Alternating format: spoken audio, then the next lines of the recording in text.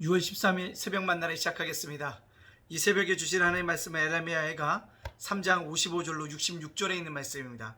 에레미야해가 3장 55절에서 66절에 있는 말씀, 에레미야해가 3장 55절로 66절에 있는 말씀입니다. 제가 봉독해 오르겠습니다. 여호와여, 내가 심히 깊은 구덩이에서 주의 이름을 불렀나이다. 주께서 이미 나의 음성을 들으셨사오니 이제 나의 탄식과 부르짖음의 주의 귀를 가리지 마옵소서. 내가 주께 아랫날에 주께서 내게 가까이하여 이르시되 두려워하지 말라 하셨나이다. 주여, 주께서 내 심령의 원털함을 풀어주셨고 내 생명을 속량하셨나이다. 여호와여, 나의 억울함을 보셨사오니 나를 위하여 원통함을 풀어주소서. 그들이 내게 보복하며 나를 모해함을 주께서 다 보셨나이다. 여호와여, 그들이 나를 비방하며 나를 모해하는 모든 것, 곧 일어나 나를 치는 자들의 입술에서 나오는 것들과 종일 나를 모해하는 것들을 들으셨나이다. 그들이 앉으나 서나 나를 조롱하여 노래하는 것을 주목하여 보옵소서. 여호와여, 주께서 그들의 손이 행한 대로 그들에게 보응하사 그들에게 거만한 마음을 주시고 그들에게 저주를 내리소서. 주께서 진노로 그들을 내쫓으사 여호와의 하늘 아래서 멸하소서. 아멘. 오늘도 새벽 만나라 싸울 수 있도록 하신 하나님께 감사를 드리고요, 어제 또한 우리 삶을 지켜주신 하나님께 감사드립니다. 오늘 하루를 우리가 주님과 함께 동행하면서 말씀으로 시작할 수 있는 여러분들 주의 이름으로 축복합니다. 말씀을 붙잡고 살아가는 영혼들에게는 말씀이 우리 길에 빛이 되어질 것이고요, 우리가 걸어가는 길을 하나님께 분명하게 인도하여 주실 줄로 믿습니다. 오늘 속에 보니까요, 여전히 또 에레미야가 기도하는 것을 볼 수 있습니다. 애가는요, 보면 궁율의 기도를 올렸다라고 말씀드렸고요, 눈물의 기도를 올렸다라고 말씀드렸고요, 오늘의 기도는요, 공의의 하나님이 역사하기를 원하는 기도를 올리고 있습니다. 왜 그럴까요? 오늘 에레미야가 깊은 웅덩이에 빠졌다고 고백하고 있습니다. 그가 깊은 웅덩이에서 누구의 이름을 부르냐면요, 이스라엘의 왕의 이름이 아니었습니다. 이방 민족의 왕의 이름이 아니라 여호와의 이름을 부르고 있습니다. 깊은 웅덩이에 빠졌다는 것은 무엇을 의미하고 있습니까? 바벨론의 공격 속에서 엄청난 고난과 고통 속에 처하고 있는 그의 모습인 것입니다. 도저히 헤어나올 수 없는 그 현장에 누가 있습니까? 오늘 에레미야가 있다라는 것입니다. 근데 그가 왜 깊은 웅덩이에서 주의 이름을 부를까요? 주님께서 주의 이름을 부르면 구원해 주신다고 약속하셨기 때문에, 또 과거의 역사에 보면 구원해 주신 역사가 있었기 때문에 오늘도 기억하고 뭐합니까? 하나님 앞에 부르짖고 있다는 것입니다. 그러면서 자신의 향한 원통함, 자신의 향한 억울함, 분통함을 하나님 앞에 쏟아 놓으면서 깊은 웅덩이에서 구원해 주실 것을 강력하게 요구하고 기도하고 있습니다. 왜 그럴까요? 그가 하나님의 응답을 확신해서 그렇습니다. 이 땅을 살아가는 동안 여러분들이 기도할 때요, 하나님의 확신을 가지고 기도해야 되는 줄로 믿습니다. 물론 즉각적인 기도의 응답도 있을 수 있습니다. 또는요, 하나님께서 한참 떨어져서 기도해서 응답해 주실 수 있습니다. 또 응답 없는 것이 무엇입니까? 응답일 수 있다는 사실을 우리가 알아야 합니다.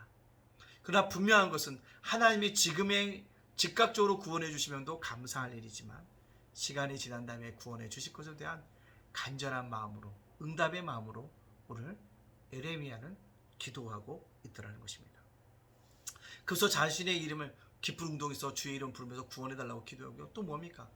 대적들을 향하신 하나님의 심판이 임하기를 에레미야가 간절히 기도하고 있다는 것입니다. 이게 두 번째예요. 하나님의 심판이 누구에게? 대적자들에게, 이스라엘을 대적하는 자들에게 임하기를 원한다는 것입니다. 이들은요, 하나님을 두려워하지 않는다는 것입니다. 그러나 이스라엘 백성은 하나님께 부르짖는다는 얘기는요, 하나님이 진정한 재판장인 것을 고백하고 있더라는 것입니다.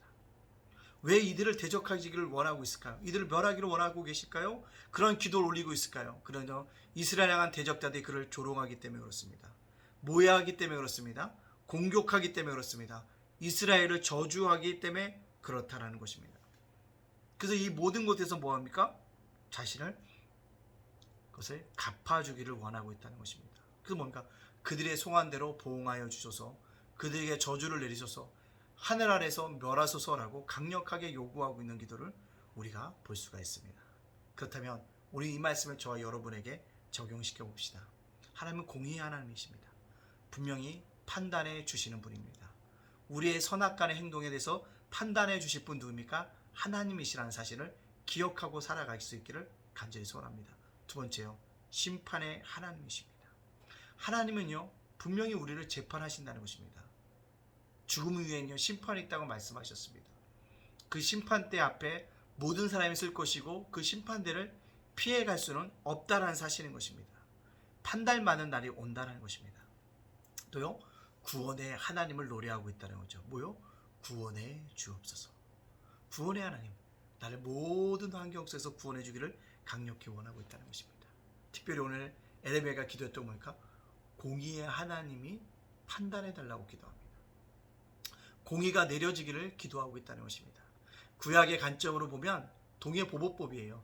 눈에는 눈, 이에는 이, 그렇게 갚아주기를 원하고 있다라는 것입니다. 그러나 우리의 공의의 하나님이라는 것은요 사랑이 바탕이 되어 있다는 사실을 우리가 알아야 합니다. 하나님의 독생자를 이 땅에 보내주신 이유는요 십자가의 사랑을 통해서 우리의 하나님의 공의를 통해서 우리를 사랑하여 주심을 보여주시기 위함이었습니다. 그렇다면 우리가 그 사랑을 받은 자들이라면 하나님의 공의를 동의 보복법처럼 구약의 개념으로 공의를 생각하는 것이 아니라 사랑의 바탕을 두면서 향하신 하나님의 은혜가 그들에게 임하기를 간구하고 나가야 될 줄로 믿습니다. 따라서 오늘 우리가 기도할 때요 공의의 하나님이 임하게 하여 주시옵소서라고 얘기하는 것은요 사랑의 하나님이 그들에게도 역사해 주기를 강력하게 요구하는 기도라는 것입니다. 구약의 관점이 아니라 신약의 관점으로 새롭게 하나님의 공의를 해석하고 사랑의 하나님을 통한 공의가 이 땅 속에 실현되어질 수 있도록 함께 기도하고 나갈 수 있는 믿음의 백성들이 되어질 수 있기를 간절히 소원합니다. 사랑하는 우리 성도 여러분들, 요즘에 우리나라뿐만 아니라 국제전쟁에 보면 많이 어렵습니다. 여러분들 꼭 나라 민족을 위해서 기도하시고요. 하나님의 심판의 날이 임하여지지 않도록 우리가 함께 기도하고 나가기를 간절히 소원합니다. 또한 위종자들을 위해서도 함께 기도할 수 있는 우리 모두가 되어질 수 있기를 간절히 소원합니다. 공의의 하나님을 위해서 기도하십시오. 그는 사랑을 기반으로 한 하나님이십니다. 우리 함께 기도하겠습니다. 사랑의 하나님 감사합니다. 죄와 허물로 죽었던 저희를 구원하여 주시니 감사합니다. 어제도 은혜 가운데 살게 하여 주시니 감사합니다. 오늘을 살아갈 수 있도록 힘과 능력을 허락하여 주실 걸 믿고 감사를 드립니다. 주님, 어려운 일이 있고 힘든 일이 있을 때마다 주님께 아뢰므로 말미암아 미련한 우리들에게, 연약한 우리에게 지혜와 능력을 허락하여서 능히 이겨나갈 수 있도록 인도하여 주시옵소서. 오늘을 살아간 우리들에게 공의의 하나님이 사랑을 기반한 하나님인 것이 드러날 수 있도록 위해서 기도하고 간구할 수 있는 믿음의 백성으로 살아갈 수 있도록 인도하여 주시옵소서. 주님, 예담교회가 임직식을 위해서 기도하는 가운데 있으니 악한 마귀가 틈타두지 못하도록 인도해 주시고 은혜 가운데 임직식이 진행되어질 수 있도록 인도하여 주시옵소서. 예담교회를 부흥하고 성장하고 이전하게 해주시고 예담제가 목사때와 예담 창군도서관 위에 함께하여 주시옵소서. 모든 영광 주께 돌려오며 예수님의 이름으로 축복하며 기도합니다.